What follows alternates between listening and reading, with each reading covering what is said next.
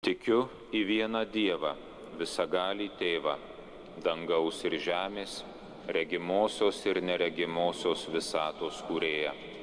Tikiu į vieną Viešpatį Jėzų Kristų, vienatinį Dievo Sūnų, prieš visus amžius gimusį iš Tėvo, Dievą iš Dievo, šviesą iš šviesos, tikrą Dievą iš tikro Dievo, gimusį bet nesukurtą, esantį vienos prigimties su Tėvu.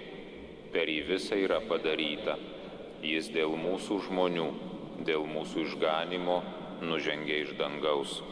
Šventosios dvasios veikimu priėmė kūną iš mergelės Marijos ir tapo žmogumi. Valdant Poncijui Pilotui, jis dėl mūsų buvo prikaltas prie kryžiaus, nukankintas ir palaidotas. Kaip šventajame rašte išpranašauta, trečiąją dieną prisikėlė iš numirusių, įžengė į dangų ir sėdi Dievo Tėvo dešinėje.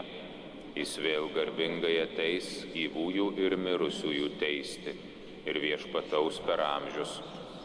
Tikiu į šventąją dvasią, viešpatį gaivintoją, kylančią iš Tėvo ir Sūnaus, su Tėvu ir Sūnumi garbinama ir šlovinama, kalbėjusią per pranašus.